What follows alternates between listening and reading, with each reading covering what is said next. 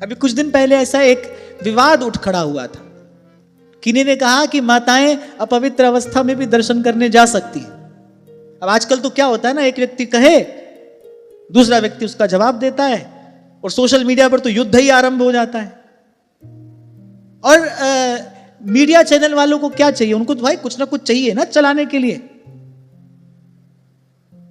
पर आचार संहिता यही कहती है कि असुचि अवस्था में मंदिर में दर्शन करने नहीं जाना चाहिए।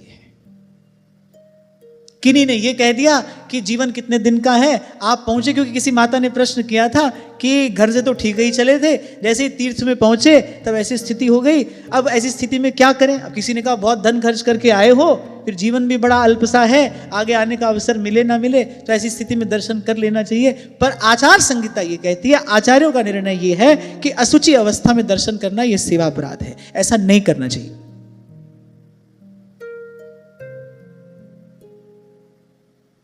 और मुझे लगता है आप आचार्यों की बात का आदर करोगे ना, आप अपवित्र अवस्था में भगवान के सन्मुख जाकर खड़े हुए, उससे तो भगवान प्रसन्न हो कि न हो, लेकिन आपने आचार्यों की बात का सम्मान किया और आप उस अवस्था में मंदिर नहीं गए, इससे भगवान अवश्य प्रसन्न हो जाएंगे।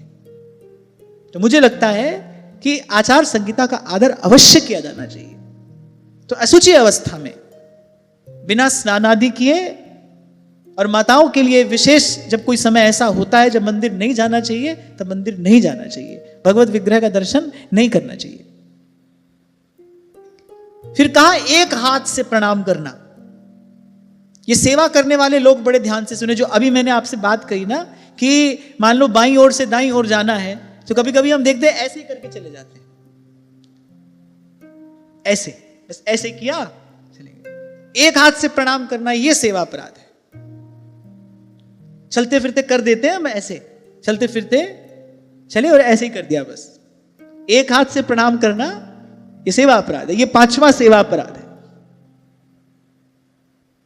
फिर कहा परिक्रमा करते समय भगवान के सामने आकर कुछ न रुककर फिर परिक्रमा करना।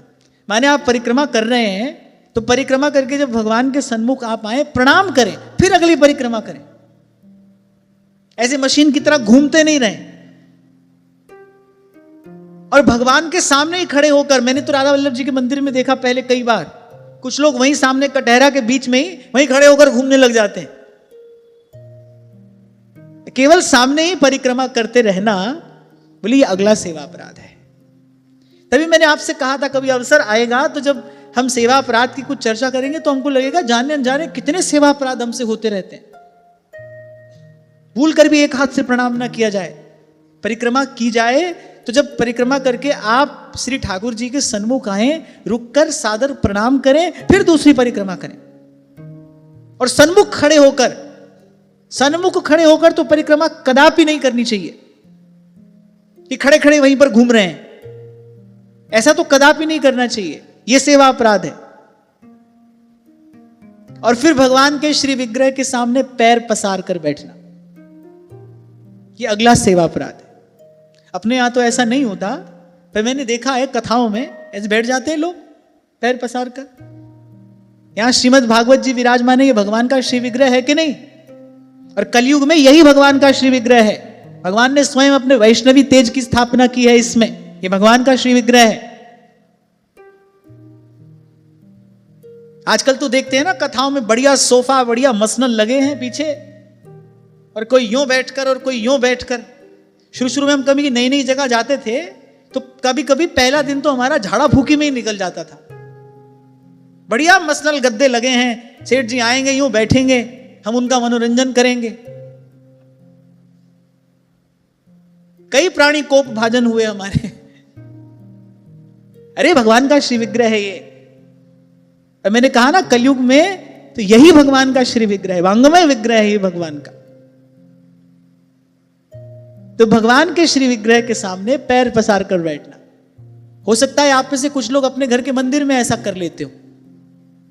मंदिर में बैठे हैं, बैठे बैठे भगवान के सामने पैर पसार लिए। क्यों? क्योंकि ये सब प्रश्नों का एक उत्तर है ना हमारे पास। भगवान तो भाव के भूखे हैं, भगवान तो भाव के भूखे हैं। जिस भाव के वो भूखे हैं ना, वो भाव अभी है नहीं हमारे पास।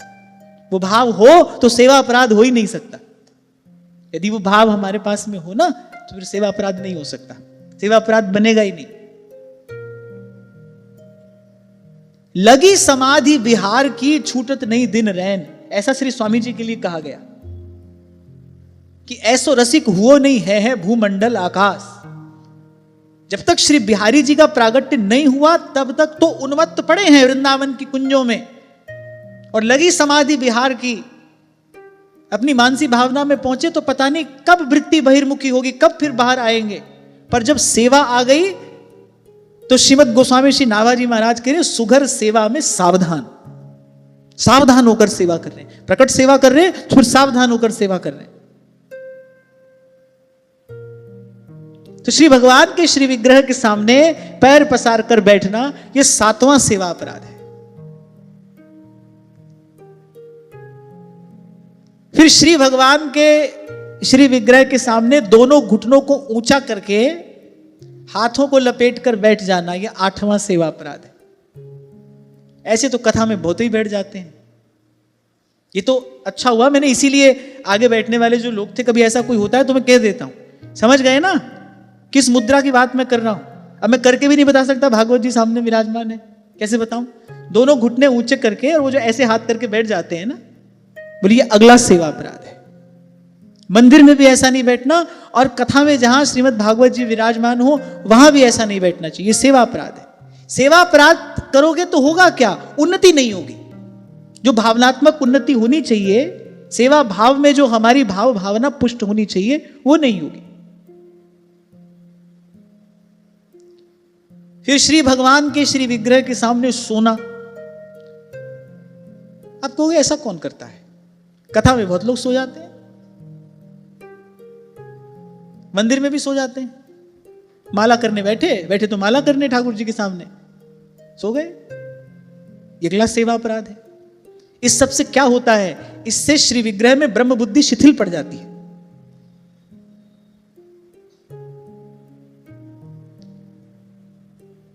फिर श्री भगवान के श्री विग्रह के सामने कुछ खाना, यह सेवा अपराध है। प्रसाद का कण भी लिया जाए तो एक और ओट में जाकर लिया जाना चाहिए। भगवान के श्री विग्रह के सामने ऐसे मुंह खोलकर खाना, यह सेवा अपराध है। अरे भगवान ने नहीं, आचार्यों ने अपनी कृपा से भगवान का अर्चावतार सुलभ कराया है। भगवान तो अपने लोक में ठाट से बैठते हैं, नंद सुनंद पार्षद आदि उनकी सेवा करते। क्या कहना, जिनके चरण कमल कमला के करतल से न निकलते देखा, उनको नहीं पड़ी है कुछ भी, वो यहां मरते लोक में आए, हम जैसों की सेवा स्वीकार करें। ये तो आचार्यों का अनुग्रह है, आचार्यों ने कृपा करके भगवान के ये अर्चावतार आपको हमको सुलभ कराए। ये आपके हमारे घर में बाल गोपाल की जो सेवा हो रही है, ये श्रीमद् वल्लभ विठल की कृपा है भाई। निकस कुंज ठाड़े भय भुजा परस्पर अंश, इस रूप का दर्शन हमको महाप्रभु ने कृपा करके कराया है। हमको क्या पता कहां निकुंज है और कहां ऐसा रूप है। तो आचार्यों ने सुलभ करा दिया भगवान को, है वो भगवान ही। उनको ऐसे सस्ता नहीं समझ लेना, मनमाना आचरण करते रहे।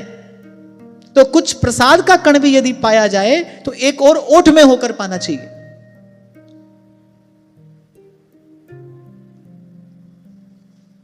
फिर श्री भगवान के श्री विग्रह के सामने झूठ बोलना, तो सभी बोलते हैं। भगवान के विग्रह के सामने झूठ बोलना, यह अगला सेवा अपराध है। फिर थोड़ा ऊंचे स्वर में बोलना,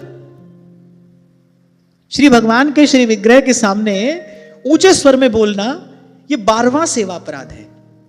अब मान लो 2 लोग सेवा में हैं, तो उनको आपस में बातचीत नहीं करनी चाहिए, करते हैं तो फिर ये अगला सेवा अपराध है। श्री भगवान के श्री विग्रह के सामने आपस में बातचीत करना। और आप देखो, दृष्टि उठाकर देखो, अरे घर तो छोड़ो, मंदिरों में देखो, सब हो रहा है। अरे एक साधारण न्यायालय में न्यायाधीश के सामने जाने का भी एक शिष्टाचार है। आप टोपी चश्मा लगाकर पान चबाते हुए नहीं जा सकते हो जज के सामने, वो कंटेम्प्ट लगा सकता है, जुर्माना भी लगा सकता है, दंड भी दे सकता है। एक न्यायालय में भी एक न्यायाधीश के सामने जाया जाता है ना, तो एक आचार संहिता है, जैसे कोड ऑफ कंडक्ट, कैसे जाना है आपको सामने। और भगवान के सामने कैसे भी कुछ भी। तो भगवान के श्री विग्रह के सामने आपस में बातचीत करना यह 13वां सेवा अपराध है। और फिर चिल्ला देना, मैं दोनों कान पकड़ के कह रहा हूं, ये तो खूब होता है। ठाकुर जी के सामने चिल्ला दिए, किसी पर चिल्ला दिए, कभी किसी पर चिल्ला दिए। ये 14वां सेवा अपराध है। श्री भगवान के श्री विग्रह के सामने कलह करना, लड़ लिए, झगड़ लिए, ये 15वां सेवा अपराध है। श्री भगवान के श्री विग्रह के सामने किसी को पीड़ा देना। अब आप बोलोगे ये कार्य कौन करता है? आपने किसी को दुर्वचन कहे, आपने किसी को कोई ऐसा शब्द कह दिया जिससे उस बेचारे का हृदय दुख गया, पीड़ा हुई ना उसको। श्री भगवान के श्री विग्रह के सामने ऐसा हुआ तो ये 16वां सेवा अपराध है। श्री भगवान के श्री विग्रह के सामने किसी पर अनुग्रह करना, ये 17वां सेवा अपराध है। भगवान से भी बड़े होकर खड़े होकर दोनों हाथ उठाकर दे रहे हो आशीर्वाद, ये 17वां सेवा अपराध है। तभी तो कुछ दिन पहले मैंने आपसे कहा था, भाई खाली अपने घर में भगवान की सेवा करने से बात बनेगी नहीं। वहां तो आप केवल कहने को ही सेवक हो, होने को तो आप ही बॉस हो, वहां पर आप ही स्वामी हो। ठीक गलत रोकने वाला कौन है वहां पर? अभिमान शून्यता संतों गुरुजनों की सेवा में रहने से आती है। जब तक प्रत्यक्ष रूप से संत गुरुजन की सेवा में नहीं जाओगे तब तक अभिमान शून्यता नहीं आएगी। जब तक दिन में 5-7 बार फटकार नहीं पड़ेगी, अभिमान पर चोट नहीं लगेगी, तब तक ये हृदय अभिमान शून्य कैसे होगा? तो श्री भगवान के श्री विग्रह के सामने किसी पर अनुग्रह करना, ना किसी को पीड़ा पहुंचाना और ना ही किसी पर अनुग्रह करना, ये 17वां सेवा अपराध है। फिर भगवान के सामने किसी को कठोर वचन कह दिए, निष्ठुर वचन कह दिए, ये अगला सेवा अपराध है। फिर श्री भगवान के श्री विग्रह के सामने वस्त्र आदि से सारा शरीर ढक लेना, ये अगला सेवा अपराध है। अब याद करो, जाड़े के दिन बैठ जाते हो मंदिर में ऐसे सब ढककर, होता है ना, ये सेवा अपराध है।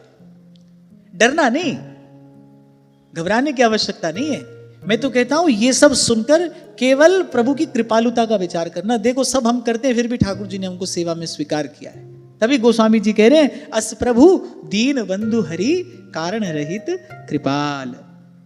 कारण रहित कृपालु है भगवान, गिनत ना अपनो जान। हमारे अवगुण हमारे दोष देखते ही नहीं भगवान। हम तो कर ही रहे हैं सब। करते हो कि नहीं जाड़े के दिन में ऐसा? अरे पाव का अंगूठा भी बाहर ना रह जाए, ऐसे यहां से यहां तक पूरा बढ़िया दुशाला कंबल लपेट कर क्या कर रहे हैं? बोले भजन कर रहे हैं। ये सेवा अपराध है भगवान के सामने ऐसे बैठना। वैसे तो भगवत सेवा में अगर हम अपरस की बात करें ना, तो फिर तो भगवत सेवा में सिला हुआ वस्त्र धारण करना ही निषेध है। सिला हुआ वस्त्र धारण नहीं किया जा सकता। यही बात पिछले कुछ दिनों से मुझे भी अंदर से कांटा चुभाती है। मैं ही आपसे कह रहा हूं कि भाई ये श्रीमद् भागवत भगवान का श्री विग्रह ही है, और इसका जो भी वाचन यहां हो रहा है, ये जो कथन श्रवण यहां हो रहा है, ये भगवान के श्री विग्रह की सेवा ही तो हो रही है। ये भगवान के वांगमय विग्रह की सेवा ही तो है। अच्छा, ये बात हमको किसी महात्मा ने कह दी, ये तो सेवा अपराध है। भगवान की सेवा में वैसे सिला हुआ वस्त्र नहीं पहना जाता। आज भी आप दक्षिण के मंदिरों में आप चले जाइए तो आपको कोई भी, अरे मंदिर जो भगवान की सेवा में, उसको तो छोड़ो, कहीं कहीं पर तो दर्शनार्थी भी सिला हुआ वस्त्र पहनकर नहीं जा सकता। यदि दर्शन करने भी जाना है तो आपको सविधि ही भगवान के सन्मुख जाना पड़ेगा।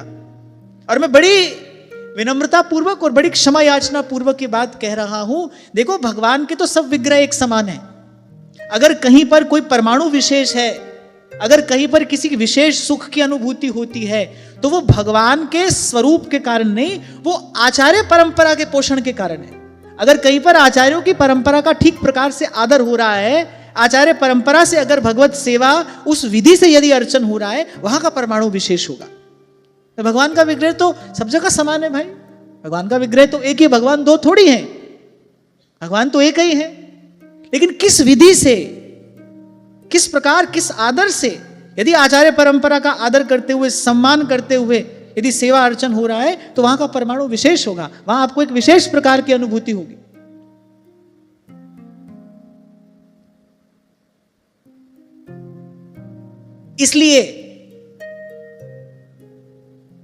इसलिए हमारे यहां पूजा आदि कर्म में, मंदिर के गर्भगृह में, इसलिए बहुत सारे कारण हैं, एक कारण नहीं है, बहुत सारे कारण हैं कि माताओं का प्रवेश नहीं होता, पुरुष ही सेवा करेगा।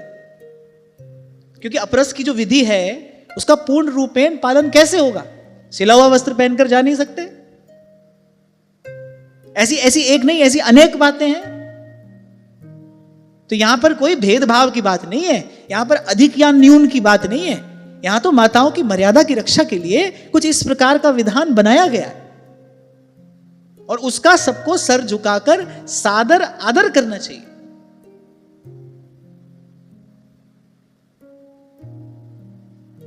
अब यहां के अतिरिक्त तो भाई सेवा में हमने सिला हुआ वस्त्र छोड़ दिया। अब यहां आप सबके बीच में आना पड़ता है तो मुझे थोड़ा संकोच होता है, पर एक आध दो दिन में मैं अपनी यूनिफॉर्म बदल के आऊं तो आप मुझे पहचान लेना। बहुत बरस हो गए ना आपको ऐसे ही देखते हुए। अब बहुत दिन से मैं विचार भी कर रहा था, मैंने कहा ना किसी ने बात कह भी दी, अब जब कह दी तो मैंने इसका विचार किया, मैंने कहा बात तो बिल्कुल ठीक कहने। बोले आप कहते हो कि ये भगवान का विग्रह है, आप भगवान के विग्रह की सेवा कर रहे हो, फिर आपको सविधि भगवान के विग्रह की सेवा करनी चाहिए। तो ऐसे ही मुझसे बड़ा स्नेह रखते हैं, तो उन्होंने अपनी बात कह दी। तो मैं तब से विचार कर रहा हूं, लेकिन भाई यहाँ माताओं बहनों के बीच में आना होता है तो मुझे थोड़ा सा संकोच भी होता है, पर मैं पिछले कुछ दिनों से अब अपने मन को तैयार कर रहा हूं। और अंत में भाई बाबा जी तो होना ही है, अब इसके बिना हमारी कोई और गति थोड़ी है, अब कहीं और थोड़ी जाना है, तो बाबा जी तो होना ही है। तो भाई एक आध दिन में मैं आ जाऊं तो पहचान लेना आप मुझे। तो भगवान के श्री विग्रह के सामने इस प्रकार सारा शरीर ढक लेना ये सेवा अपराध है। भगवान के श्री विग्रह के सामने किसी की निंदा करना ये 20वां सेवा अपराध है। सेवा कर ली, आरती पूजा सब हो गई, अब बैठे तो मंदिर में ही हैं, मंदिर के कोने में लगाया फोन, सारी दुनिया की बकबक वहां पर हो रही है, वहीं मंदिर के भीतर ही लगाया फोन, सारी दुनिया की बात वहां से हो रही है। अब जब सारी दुनिया की बात होगी तो भाई निंदा स्तुति होगी। संसार की बात में निंदा स्तुति के अतिरिक्त और है क्या? बताओ क्या है? किसी से भी सांसारिक वार्ता करोगे, राग द्वेष है, निंदा स्तुति है, ये एक और सेवा अपराध है। अब बताओ ये अपराध भी हमसे रोज ही बनता है। वही मंदिर में बैठे हैं, मंदिर के कोने में बैठे, लगाया फोन, कर ली यहाँ की बात। क्या कर रहे थे? बोले ऐसी चर्चा कर रहे थे, अपने ही परिकर से बात कर रहे थे, सब अपने गुरु भाई हैं, अपनी चर्चा कर रहे थे, हो निंदा स्तुति रही है। तो ये कहा, बोलिए 20वां सेवा अपराध है। और इसी के साथ किसी दूसरे की स्तुति करना ये अगला सेवा अपराध है।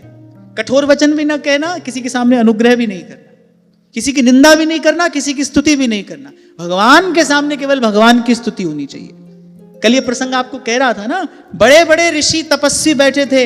भाई जहां भगवान विराजमान हो वहां भगवान की पूजा होनी चाहिए, भगवान की स्तुति होनी चाहिए, वहां सर्वेंद्रियों से भगवान का ही सेवन होना चाहिए। भगवान को ही देखो, भगवान को ही सुनो, भगवान की बात कहो, भगवान की सेवा करो, भगवान की प्रदक्षिणा करो, मन से भगवान का ही ध्यान करो, चित्त से भगवान का ही चिंतन करो। इस प्रकार सर्वविधि सर्व प्रकार भगवान का ही सेवन होना चाहिए। और फिर कहा, श्री भगवान के श्री विग्रह के सामने अश्लील या अभद्र शब्द बोलना। अब बोलते बोलते गाली दे देता है व्यक्ति, बोलिए अगला सेवा अपराध है।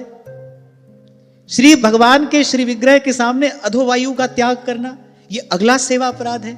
अब बताओ, अगर नियमित संयमित भोजन नहीं होगा, शरीर स्वस्थ नहीं होगा, जीवन शैली आपकी संयमित अनुशासित नहीं होगी, तो क्या करोगे?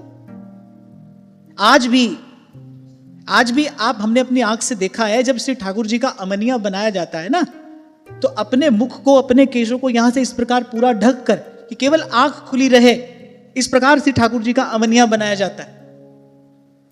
महाराज जी, जब हम बहुत आरंभ में जब वृंदावन आए, तब जहां श्री जी की नित्य फूल सेवा होती है, तब वहां ऊपर शायद एक राधा बाबा रहते थे, बड़े दुबले पुतले महापुरुष थे, चश्मा लगाते थे। तो उनके पास मंगला के बाद वहां जाकर हम लोग बैठ गए, तो उन्होंने मेरी ओर देखा, मैंने कहा लाला तू भी सेवा करेगो? तो कुछ आता नहीं था, तो उन्होंने कहा ला मैं सिखाऊं। तो जब मैं वो थाक लगाना मुझे सिखा रहे थे, तो मैं इसे बीच में कुछ बोला तो एकदम ऐसे मुझे किया। मेरे लाला श्री जी की सेवा करते बीच में बोले नहीं जाए, अपने मुख से कोई कण या थाक पे गिर गए हो, फिर ये थाक श्री जी के योग्य नहीं रहेगा। जब आप सेवा परिचर्या कर रहे हैं, बात नहीं करना, सामान्य भी आप बोलो, जब आप बोलते हैं तो वायु के साथ साथ कुछ कण आ जाता है ना, तो इस प्रकार कदापि नहीं करना चाहिए। ऐसा करने से वो वस्तु सेवा के योग्य नहीं रहती। आप अमनिया लेकर जा रहे हैं, अब मान लो रास्ते में कोई अशुद्ध अपवित्र वस्तु पड़ी है, जूठा बर्तन पड़ा है, या मान लो रास्ते में नाली है, यदि आप उसको पार कर कर गए तो फिर वो अमनिया ठाकुर जी को निवेदन करने योग्य नहीं है।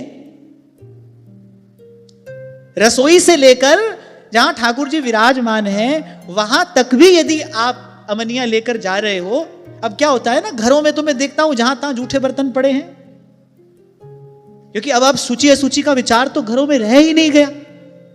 पहले तो जो समृद्ध परिवार थे ना, वो इस बात का विचार रखते थे। अब तो वहां की स्थिति और अधिक दयनीय है, दुर्दशा है। जूठा सच्चा कुछ पता ही नहीं, मुंह में हाथ घुसेड़ घुसेड़ कर तो व्यक्ति खाता है। यह भी पता नहीं कि एक हाथ से खाना चाहिए, एक हाथ साफ रखना चाहिए, किसी दूसरे को परोसना पड़ जाए, सब झूठा, संक्रमित।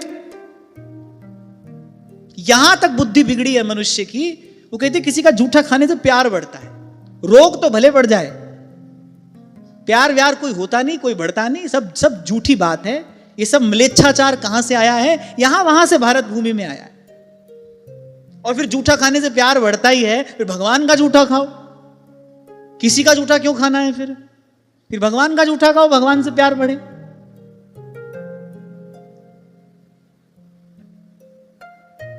बढ़िया फोटो खिंचाते हैं, पति पत्नी एक ही थाली में खा रहे हैं, भीतर जान के दुश्मन है एक दूसरे के, दुनिया को दिखाने के लिए एक ही थाली में खा रहे हैं। एक से खाने से प्यार बढ़ता है, बीमारी बढ़ती है, रोग फैलता है, संक्रमण फैलता है। कोविड में कहां चला गया था ये प्यार? पत्नी को कोविड हो गया, 100 कोस दूर से पति बात कर रहा है, बंद कर दिया कमरे में, तब कहां चला गया था प्यार? किसको किससे प्यार है भाई? अपने आप से प्यार करते हैं सब, सबको अपनी पड़ी है। मैं तो देखा ना, मैंने कोविड में घर में किसी को हो गया संक्रमण, अरे पति पत्नी छोड़ो, बच्चे मां के पास नहीं जा रहे, मम्मी आप ऊपर ही रहो, नीचे मत आना, वहीं दरवाजे के बाहर आपकी थाली रख दी जाएगी, शक्ल मत दिखाना 14 दिन हमको, क्वारंटाइन, यही बोल रहे थे। हमने कहा लो सब प्यार हवा हो गया। एक विषाणु आया संसार में, संसार की सारी सच्चाई खोलकर सामने रख दी। कहां गया प्यार? अब लगाओ संतों की वाणी पे प्रश्न चिन्ह, वो तो कह ही रहे हैं, जगत में झूठी देखी प्रीत। हो गया है किसी को कोविड, बड़ा प्यार है, लगाओ गले से जाकर उसको, क्यों नहीं लगा रहे? खैर, हम तो आगे बढ़े। शक्ति रहते हुए भी सामान्य उपचारों से भगवान की सेवा पूजा करना, यह 24वां सेवा अपराध है। आज 10-15 मिनट ज्यादा हो जाएंगे भाई, ये प्रसंग बीच में नहीं छोड़ सकते। शक्ति रहते हुए भी, यह गृहस्थ के लिए विशेष रूप से कहा गया है। साधन संपन्न हो, अपने लिए तो चुन चुन कर बढ़िया बढ़िया वस्त्र, बढ़िया बढ़िया आभूषण, सब व्यवस्था बढ़िया किए हैं। ठाकुर जी कहीं बेचारे कोने में पड़े हैं, 10-15 दिन में कपड़ा बदल दिए, और वो कपड़ा भी ऐसा बढ़िया खरीद कर लाए हैं बाजार से। दुकानदार को पहले ही कह दिया, बोले मंदिर के लिए चाहिए, उसको भी पता है कैसा कपड़ा देना है। तो सामर्थ्य रहते हुए भी, यहां एक बात कही गई, सामर्थ्य नहीं है कोई चिंता की बात नहीं है, पत्रम पुष्पम फलम तोयम, इससे भी भगवान संतुष्ट हैं। पर सामर्थ्य दिया है भगवान ने, और सामर्थ्य होते हुए भी सामान्य उपचारों से भगवान की सेवा पूजा की जा रही है, बोले 24वां सेवा अपराध है। जो वस्तु हम प्रयोग कर रहे हैं, हम उससे अच्छी वस्तु निवेदन ना कर सकें, उससे कम तो कदापि नहीं करनी चाहिए। इसलिए पूर्व भी कभी मैंने कहा था, लोग ले आते हैं पोशाक बनवाकर, मन का मनोरथ है ठाकुर जी को पोशाक निवेदन करनी है, कपड़ा ऐसा है छूने लायक भी नहीं है। कभी कभी तो देखा जाता है जेठ आषाढ़ के महीने में ठाकुर जी को ऐसी पोशाक धारण करा दी जाती है कि दर्शन करने वाले का मन व्याकुल हो जाए। ठाकुर जी ने तो कैसी धारण की होगी? ठाकुर जी के दुख का, कष्ट का कारण बन रहे हो, तुम्हारे मनोरथ पूरे होंगे? व्यास जी कहते बांधे जमपुर जाएंगे और मुख में परी है धूर। तो पिटाई करते हुए लेकर जाएंगे ना जब जम के दूध, तब पता चलेगा भगवान के कष्ट का कारण बने। भगवान ने कहा हमको पोशाक चढ़ाओ। अरे जितनी सामर्थ्य है आप उतनी वस्तु निवेदन करो, लेकिन वो वस्तु प्रभु के सुख का कारण होनी चाहिए। मैं तो कहता हूं पूरी पोशाक निवेदन करने की सामर्थ्य नहीं है, एक रुमाल ले जाओ, सुंदर इत्र लगाकर एक रुमाल ठाकुर जी को निवेदन कर दो, पर सुंदर सुकोमल वस्त्र हो, हमारे श्री जी के स्वरूप के अनुरूप हो, वहां कोई वस्तु की गणना हो रही है। और फिर दूसरी दृष्टि से देखो तो हीरा मोती माणिक पन्ना कुछ भी जड़ के निवेदन कर दो, उनके योग्य तो कुछ भी नहीं है। यह बात अपनी ईमानदारी की है, यहां बात अपनी भावनात्मक ईमानदारी की है। यहां कहा कि शक्ति रहते हुए भी, यहां बिल्कुल नहीं कहा कि उधार लेकर सेवा करनी है। यहां कहा जिसके पास शक्ति है, सामर्थ्य है, वो भी यदि गौण उपचारों से, सामान्य उपचारों से भगवान की सेवा करता है, बोले 24वां सेवा अपराध है। फिर अनर्पित वस्तु खाना पीना, ये 25वां सेवा अपराध है। अच्छा, इसमें तो बहुत ही सावधान रहना चाहिए। ध्रुवदास जी कह रहे हैं जलहू भूल ना पीजिए, बिन लीन्हे निज नाम। सेवक जी महाराज ने कांचे धर्मी में कहा ना, बोले आए अनर्पित जाए गटक्कत। भक्तमाल जी में एक प्रसंग आता है, एक राजा का नन्हा सा बालक गोद में खेल रहा है, उसने ठाकुर जी के अमनिया पर हाथ डाल दिया।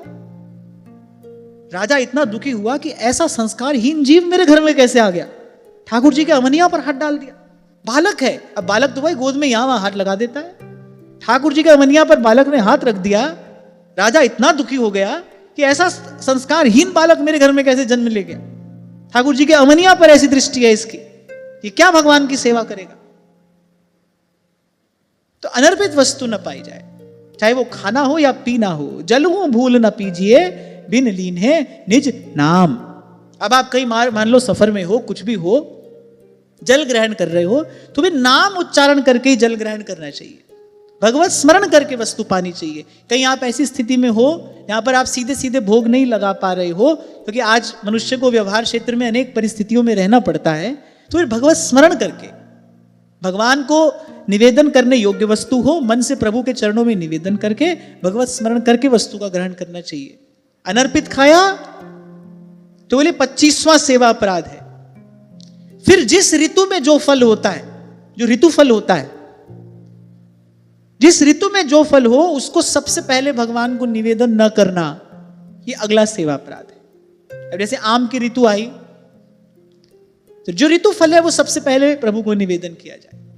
इसके साथ एक बात मुझे और कहनी है, ये जो आज उपलब्ध हो जाता है ना हर फल हर ऋतु में, ये बहुत अस्वस्थ है, ऐसा कभी नहीं करना चाहिए।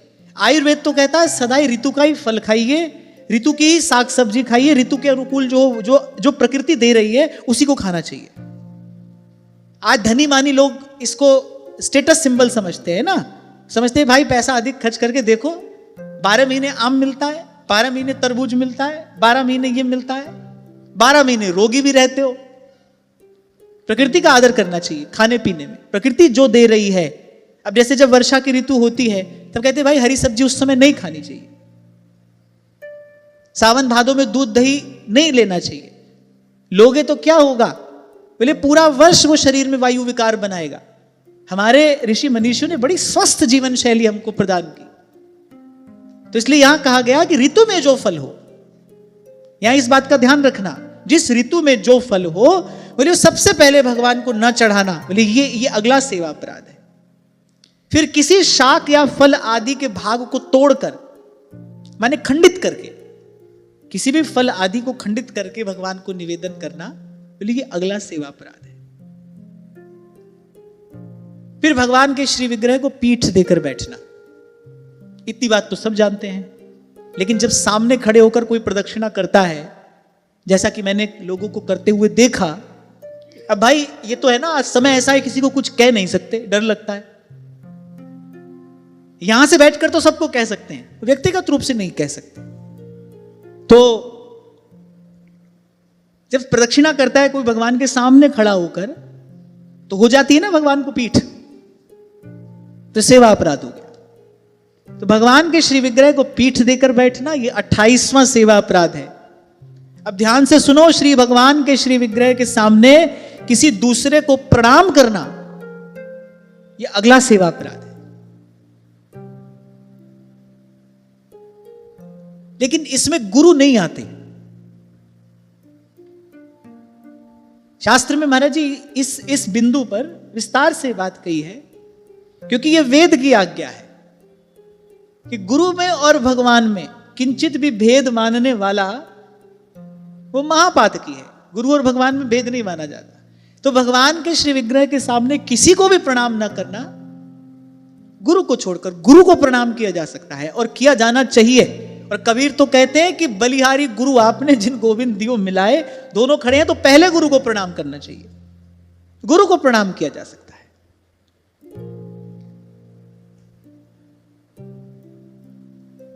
और फिर अपने मुख से अपनी प्रशंसा करना भगवान के सामने, भगवान के श्री विग्रह के सामने।